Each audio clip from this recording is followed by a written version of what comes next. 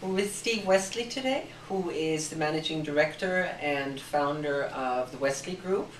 In addition, he is the former controller, CFO of the state of California, and has a lot of experience with disruptive technologies, companies. In particular, his focus is on clean tech, but he's very knowledgeable in the rest of the questions about startups. So Steve, what are, in your opinion, really the 3 or 4 most important things to have in your initial pitch deck so that you're going to pay attention to the company when they pitch to you? Well, I think the 3 things we're looking for are, first, is this a big market? Is this something we can get excited about? Because without that, we really don't have time to invest. We'll never get the money back we hope to. Second, the entrepreneur needs to make the case that there are people out there that really want this. We often get entrepreneurs who are very brilliant and deep in technology, and they're talking about how much they think it's cool without really addressing the issue of there is a market, we know people want it, and there's real evidence they will pay money for it. So they really should have customers, at least a couple? If not customers, at least real-world examples of people who said, if only I could find a product that does this, or I'm currently paying thousands for this, if only someone could do it more cheaply. That helps a lot if you don't have revenues yet. But ultimately, and I can't tell you how often we see this, we see a brilliant entrepreneur with a product he thinks is cool, and there's no evidence whatsoever that the marketplace will pay what that entrepreneur thinks. The third thing is you need to be brief. You need to come in, you need to sit down, and you need to say, I'm going to talk to you about 4 or 5 things today.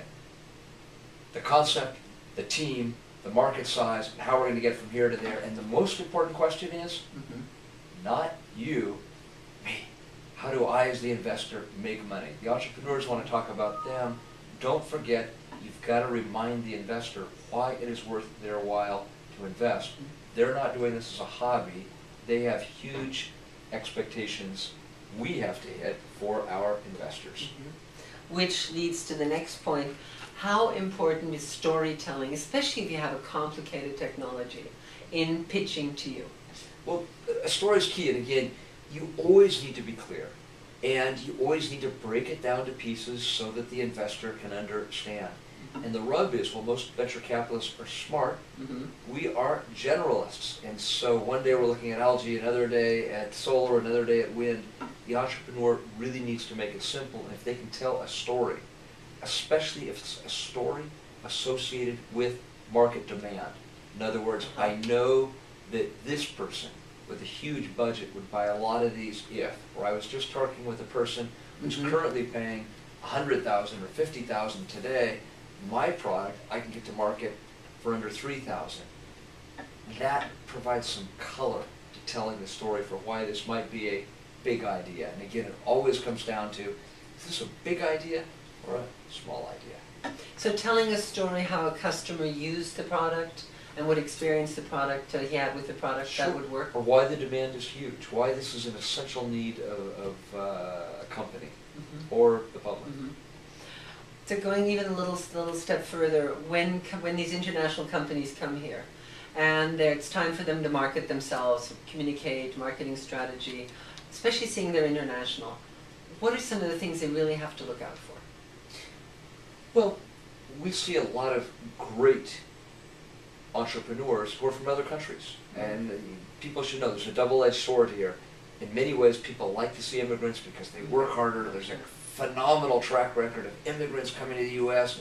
With a great work ethic, starting great companies, and also who don't take no for an answer. The flip side is you need to make sure your language skills are pretty good. You understand how to do marketing to the American public. You have some basic understanding of how the financial system works, how the government works, and so on. But speaking clearly is key. I cannot tell you how often we'll see 2 or 3 people come in, all from a certain country, and the person who's speaking may be the person with the worst language skills. We don't care that the founder gives the presentation. It needs to be the person with the best language skills. It's all about telling a short, crisp story. And that person is the one who should be doing the marketing outside too, and the pitch too. I don't want the most senior person. I want the clearest speaking person. Interesting. Now, here's another point. Most venture capitalists, and this is the way the business is, you have busy schedules that are usually lined up in hour increments, kind of like doctors or other people. Mhm. So most entrepreneurs need to know you've got an hour. What that means is you need to be able to bang through your pitch in about 30 minutes to leave the rest of the time to ask questions. What we find is the most common thing is the entrepreneur shows up with 57 slides. There's no hope in the world of getting through all of them. They then end up rushing through the last 2/3 because they've spent the first 15 minutes talking about themselves. Yeah. The investor doesn't care. They want to know why it's a big market, not where you went to school, or God forbid, my favorite case was the guy who was telling me about how he played football, had knee surgeries, it ruined his career, went into the type of knee surgery he had. Oh, no. We were all looking at our watches, Oh, no. felt sorry for the guy, but we'd given up on him before he'd even explained the business. Mhm. So you've got to get the high points out quickly. Mhm. With or without a PowerPoint? Can it be without? Either If way. you have handouts, for instance? I happen to love PowerPoint, Mhm. but it needs to be short PowerPoint, and the fewer words the better. One of the rubs we see is most of the people in our business, the entrepreneurs, are engineers. Right.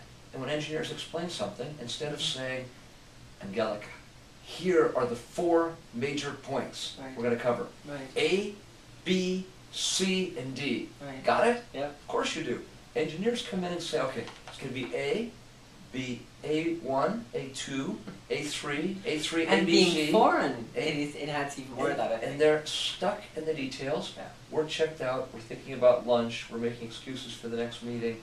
It's got to be quick, and people have to be able to see an overview, a table of contents of what is being presented in the Mhm. beginning, in the Mhm. middle, and at the end. You cannot lose your investor by getting stuck in the weeds. That's great. One last thing. So, is there any pitch in particular, good one, terrible one, that stands out in your mind that you could talk about? We've seen, extraordinary ones. What we like are the ones that are backed up by data of real-world demand. Let me just give you one example, not an investor one, but going back to my days at eBay. Yeah, You didn't course. mention the beginning, but I helped take eBay public. Absolutely, absolutely, I forgot. But I used to run marketing, business development, Yeah. international eBay. People would come in and say, we have this great product. Your users are going to love it.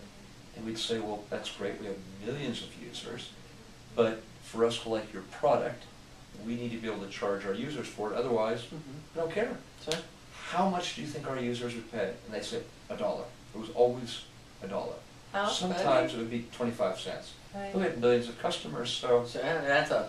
so we'd always ask the customers. Sometimes we thought they were neat things. Mhm. And 90% of the time, the answer was they thought it was cool, and they would pay 0. Wow.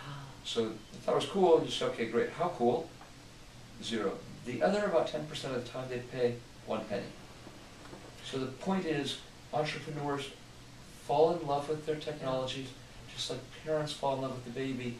It's great you spend a lot of time developing the product. Don't forget to talk to some real, warm-butted, live human beings to make sure they'll pay any semblance of what you think you'll pay. Then, and this is where immigrants often do so well, you must ride the cost curve down relentlessly. We had a guy in our office last week, in great product, but it was way too expensive at $699. The question in our minds was, how relentless would this guy be at driving the cost curve down to $299, $99? Could he find people in China or Malaysia to develop the product more cheaply? Could he get the salespeople? Was this a guy in a hurry? Now, to come back to an earlier point, I'm in a hurry. We only have an hour. If the person is still on slide 17 in an hour presentation, that guy's not in a hurry. If he's banged through it all with a clear agenda or outline, done in 30 minutes, throws it back to us for questions, and manages time in that hour, that just might be our guy. Wonderful, wonderful. Thank you, Steve. Good. You bet. Appreciate it a lot. I Right. think we covered a lot of stuff. It's We perfect. covered a lot of stuff, yeah.